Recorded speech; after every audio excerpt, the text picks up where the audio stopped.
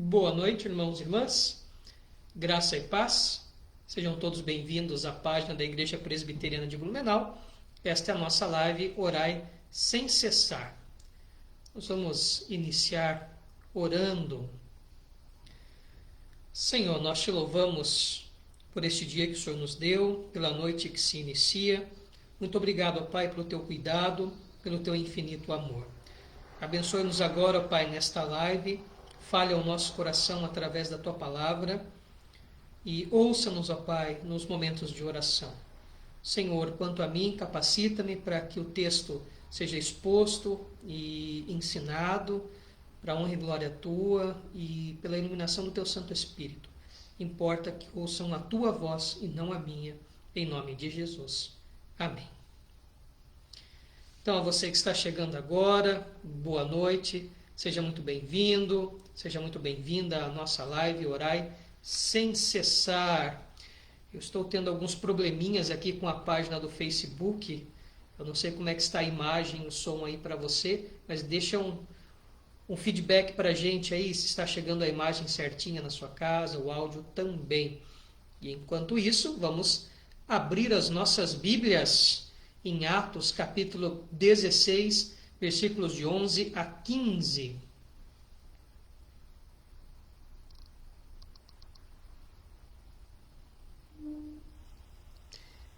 Atos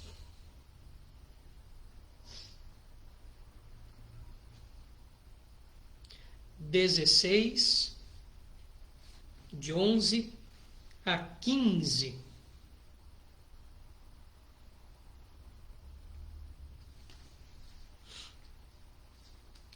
Diz assim o texto: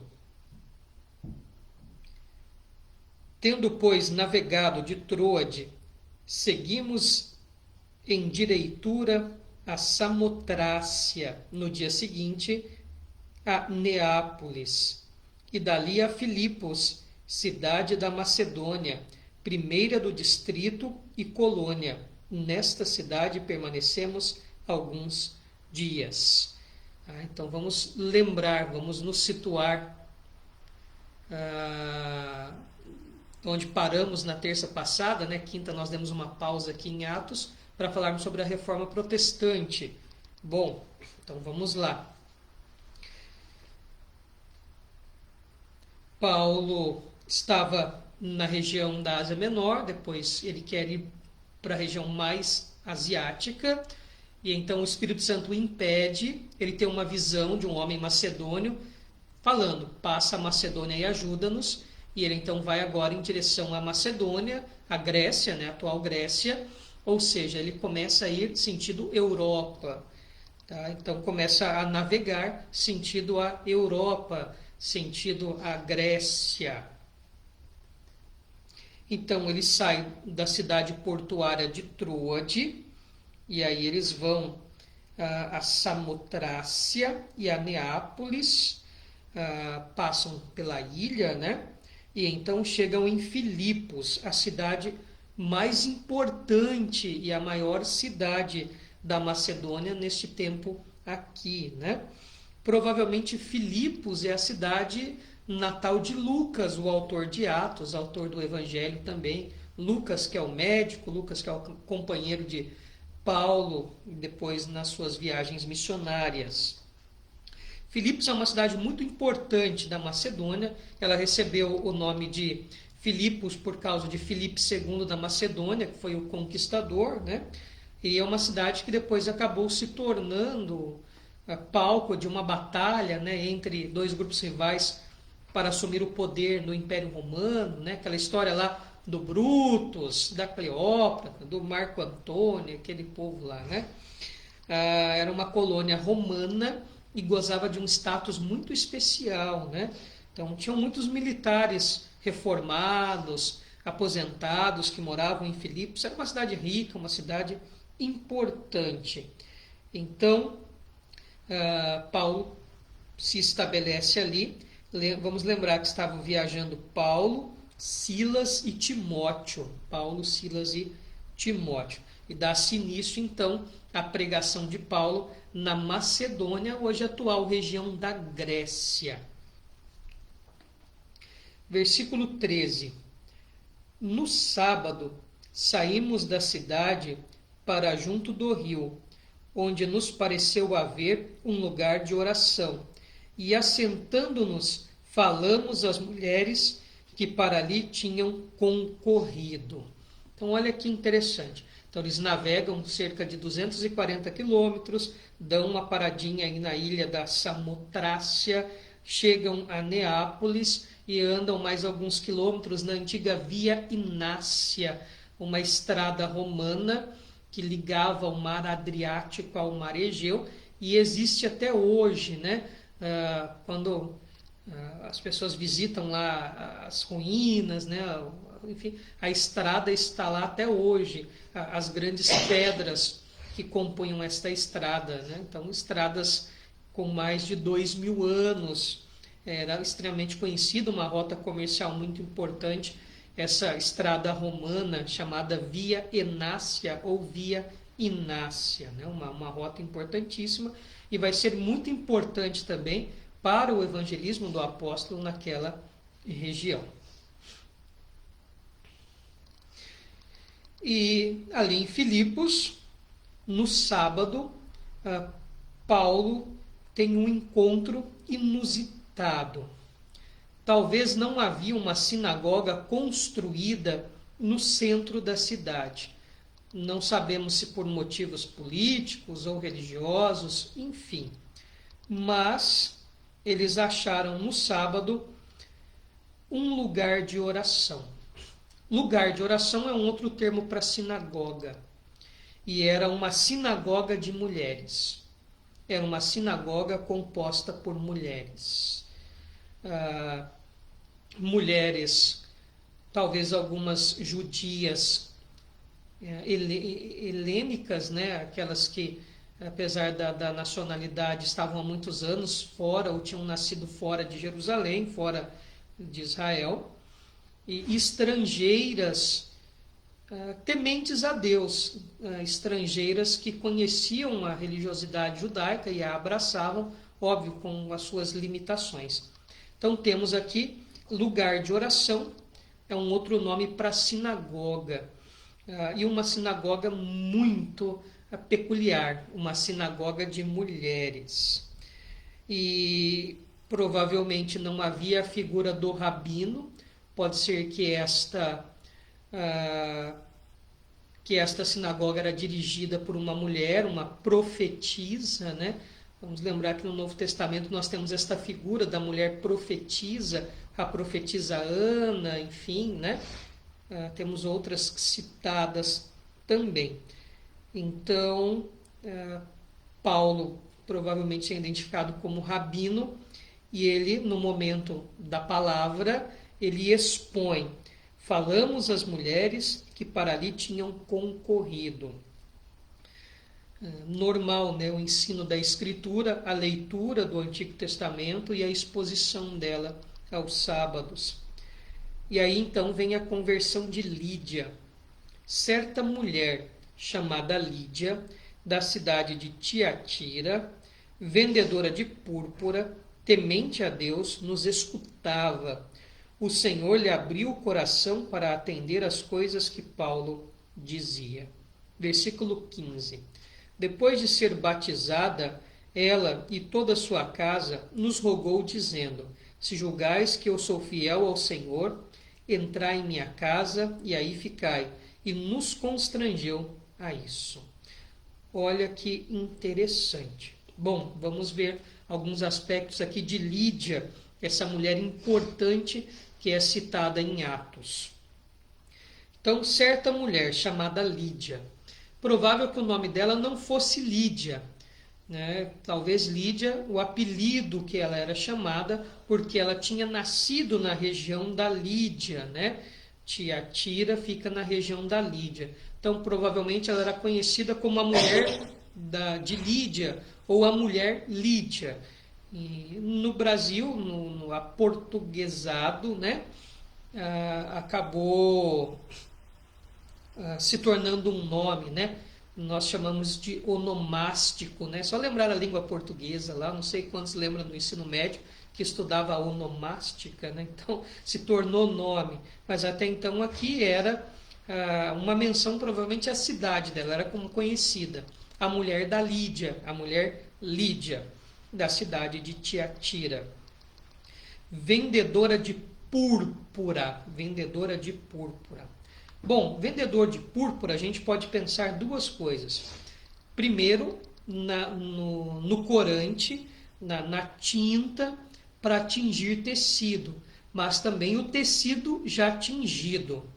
Então, o tecido de linho tingido de púrpura ou mesmo a tinta.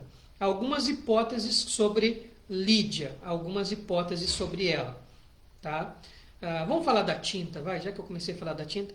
Provavelmente essa tinta era feita de alguns moluscos, de alguns frutinhos do mar, alguns bichinhos do mar lá. Então precisava de uma quantidade enorme para conseguir extrair essa tinta, esse corante desses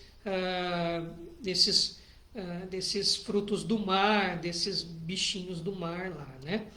Aí para extrair essa púrpura era extremamente cara. Esta tinta, este corante púrpura extraído dessa metodologia era muito, muito, muito caro. Uma roupa fina de linho de qualidade tingido de púrpura, dessa púrpura aqui, poderia custar, segundo os historiadores, até 2.500 denários. 2.500 denários que significavam 2.500 dias de um trabalhador comum. Geralmente um denário era o pagamento por um dia de trabalho. Então poderia custar até 2.500 denários uma peça. Algumas escavações arqueológicas, alguns documentos históricos, né, acharam essas evidências. Logo, Lídia era uma mulher rica, rica, seja ela autônoma, ela ter o seu próprio negócio de tingimento e de venda desse item tão caro, ou ela poderia ser representante de indústrias. Fala em indústria, é meio anacrônico, né? Mas não consigo pensar em outro termo. Vou dizer de produtores desse era manufaturado, né? Não havia nada mecânico, basicamente. É óbvio que havia algumas engenhocas, né? O ser humano sempre foi inteligente, sempre usou o que havia. Não havia talvez nenhum motor por combustão, mas aquilo que ele tinha ali de recurso, com certeza. Então, dizer que era só manufaturado também não é bem assim. Haviam máquinas que não elétricas, que não por combustão, mas ali de maneira mecânica, talvez algumas até hidráulicas, em algum sentido, lógico, resguardadas as limitações, que eram empregadas para esse tipo de produção à época. Mas é outra história, né? O que importa é que essa mulher era rica, seja ela dona do negócio ou representante comercial, outro anacronismo aí, né? Dessas pessoas que vendiam na cidade de Tiatira, que era um polo de produção dessa tinta púrpura, que era muito cara. Essa mulher era viúva ou era divorciada? O texto não diz, mas por não mencionar o marido dela, deduz isso. Ou era viúva ou era divorciada. Tá? Apesar do divórcio ser um tabu muito grande para o povo judeu, para algumas nações, para alguns povos havia alguns casos e etc. E ela é aqui uma mãe de família. Uma mater familias. É uma outra questão polêmica dentro do contexto judaico. Talvez não muito polêmico para o contexto grego. Tá? Não era muito incomum no contexto grego mulheres que tinham esta responsabilidade familiar. Então, dizer que ela era mater familias era dizer que ela administrava toda a sua casa. Tá? Então, não é qualquer mulher, né? É uma mulher rica, uma mulher inteligente e mais. Ela é a figura autoritativa do seu lar. Então, nós temos aqui, no caso de Lídia, um sistema familiar matriarcal. Tá? Eu acho muito contundente o texto bíblico revelar estas coisas, porque a gente vive um contexto tão machista, tão desnecessariamente machista, que talvez trazer esse dado histórico beira para algumas pessoas a heresia, né? Mas não é, a Bíblia diz isto, né? Você pode argumentar com o texto aqui, e eu acho muito bom Lucas ter registrado fidedignamente isto aí, para a gente romper com alguma situação. Né? Paulo poderia ter dito, não, mas como é que é? Um absurdo isso.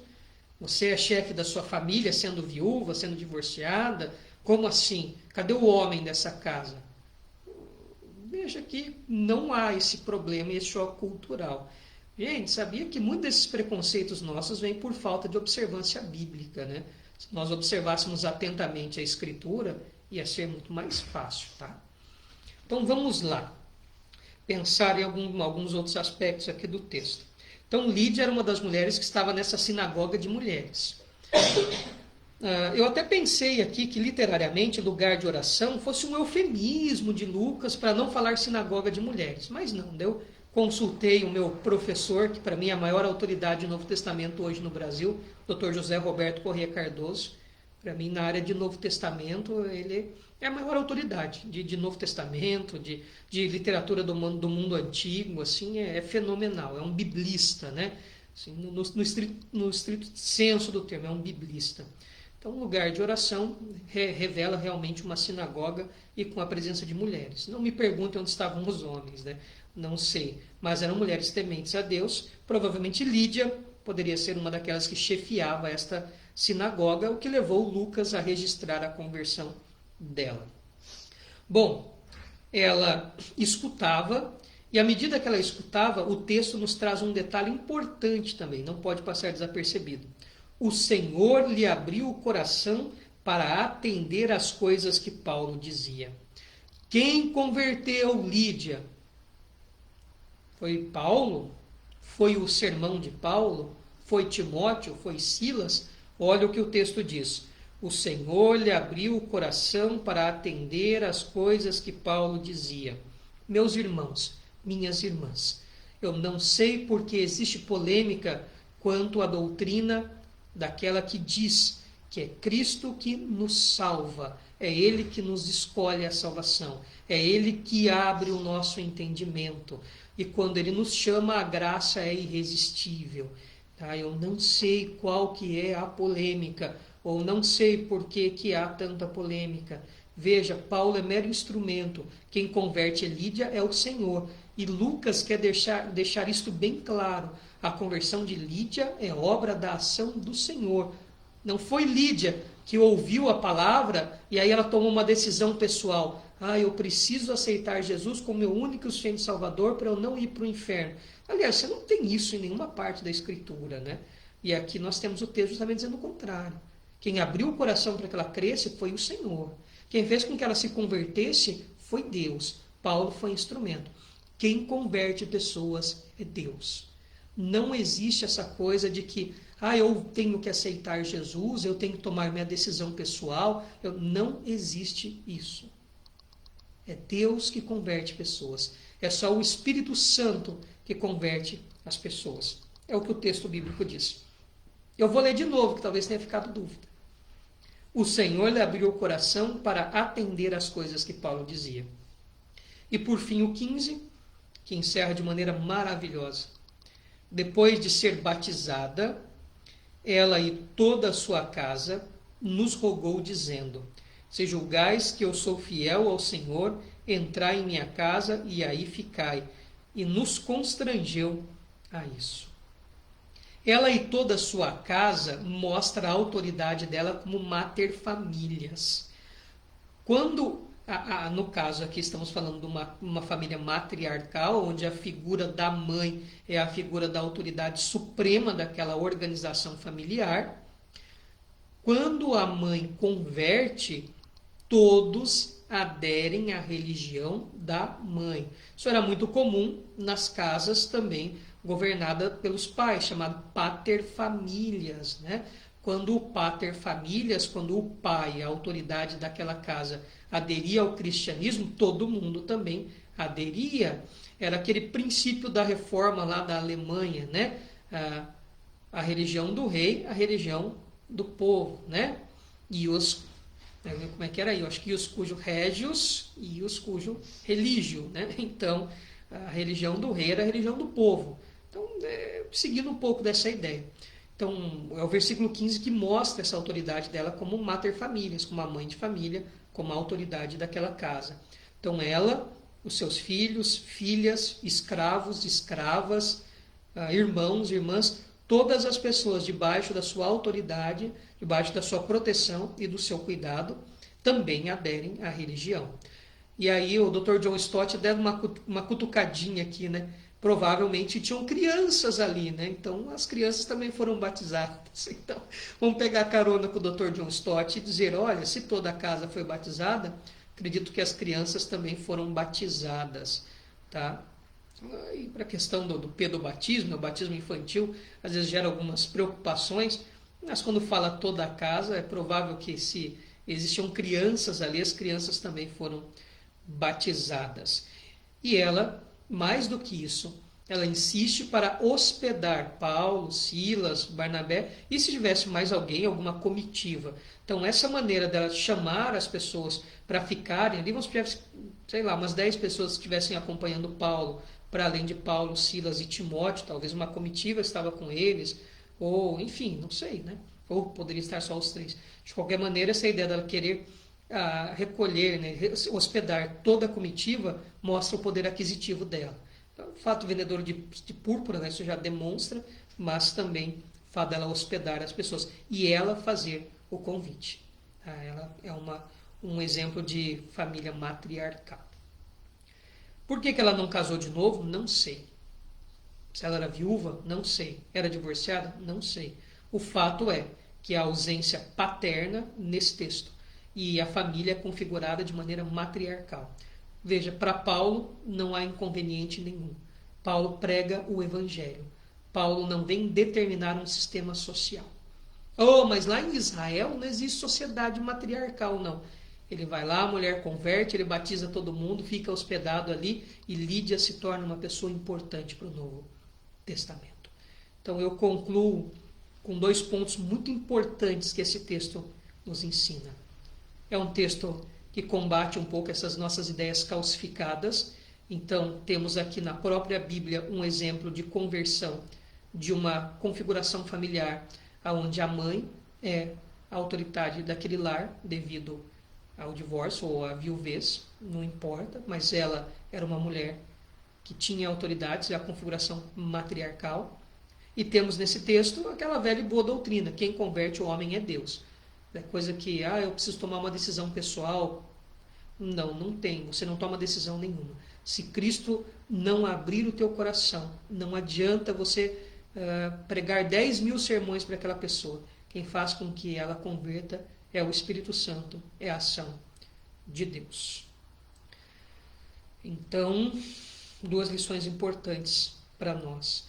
Uma que nos dá um respirar teológico, a base bíblica das nossas doutrinas da perseverança dos santos, da graça irresistível, da eleição e etc. E também nos dá uma lição social. A Bíblia não defende nenhum sistema machista. Não mesmo. Que Deus nos abençoe com esta maravilhosa conversão de Lídia, que nos ensina tanto, quase 2.000 anos depois. Então vamos lá para os nossos momentos de oração. Se você não deixou o seu pedido, dá tempo.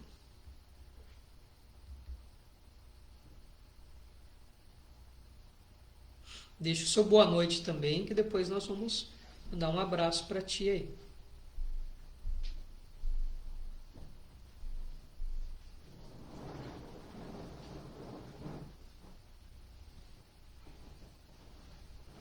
Vamos lá, vamos ver aqui os nossos pedidos e motivos de oração. Se você ainda não fez, dá tempo.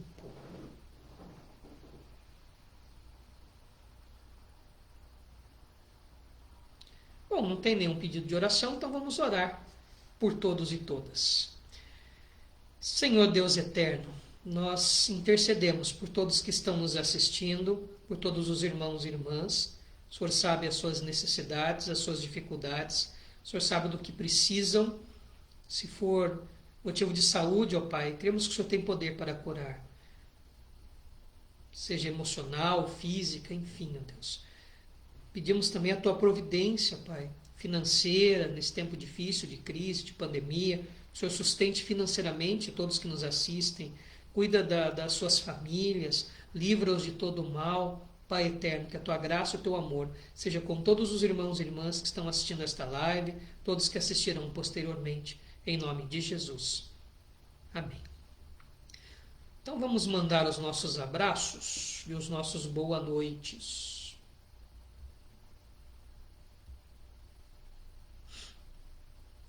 Boa noite, Aline, que está ali pertinho no sofá assistindo. Boa noite, Letícia. Boa noite, presbítero Ricardo. Boa noite, Rose Andrade. Boa noite, seu Valdemar. Que Deus lhe abençoe. Obrigado pela companhia. Boa noite, Andressa. Um abração para ti, para o Davi. Que Deus lhes abençoe. Boa noite, Dona Carmen. Boa noite, seu Omar. Um grande abraço.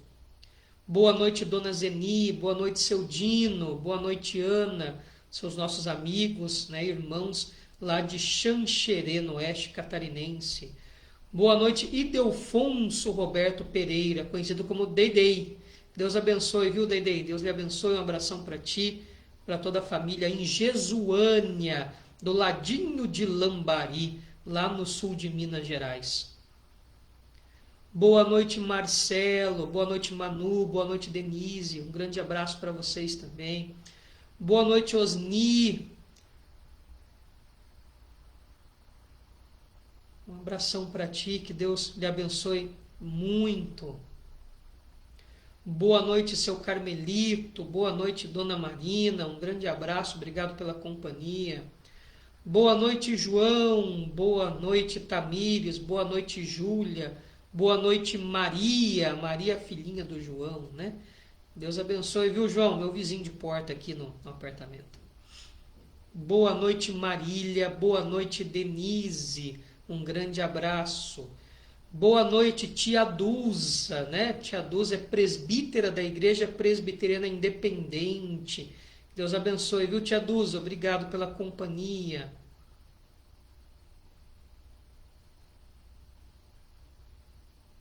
Olha que notícia boa que o Dedei nos traz. A Rafaela, filha do Dedei, teve o nenenzinho, ó, dia 23 agora. Olha só. Então o vovô e a vovó estão felizes lá em Jesuânia. Que Deus abençoe, viu, Dedei? Manda um abraço para a Rafa. Tive o prazer de fazer a profissão de fé dela em 2011, se eu não me engano, 2010, 2011, lá em Jesuânia. Boa noite, seu Elias. Elias Alves Delgado. Boa noite, dona Iraci.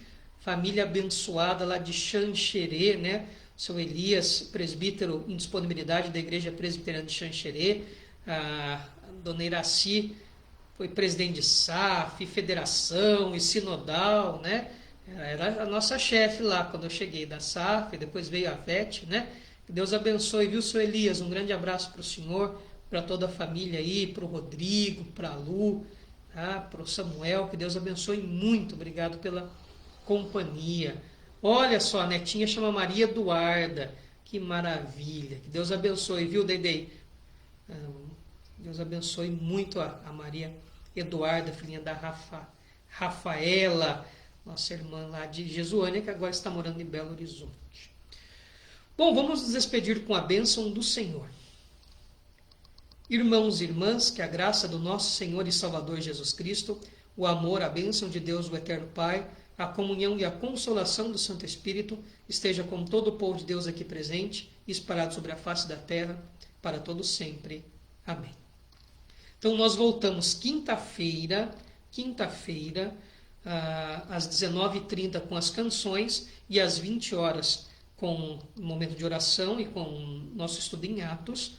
No sábado, às 19 horas, nós temos o nosso culto presencial de jovens e nós teremos a alegria de receber o reverendo Márcio. O reverendo Márcio é pastor da segunda igreja presbiteriana aqui de Blumenau, a igreja presbiteriana Filadélfia, né? E vai trazer a mensagem para a gente no sábado. E no domingo, os nossos 2 cultos presenciais também, às 9 e às 19. Então, são 2 cultos iguais, às 19 horas e às 9 da manhã. A ideia é de fazer 2 cultos, por causa das medidas e restrições sanitárias, né? Se a gente consegue abranger um maior número de pessoas. Então, você é nosso convidado a participar conosco das atividades online, também das atividades presenciais. Que Deus abençoe muito a todos e a todas. Uma boa noite. Até quinta-feira.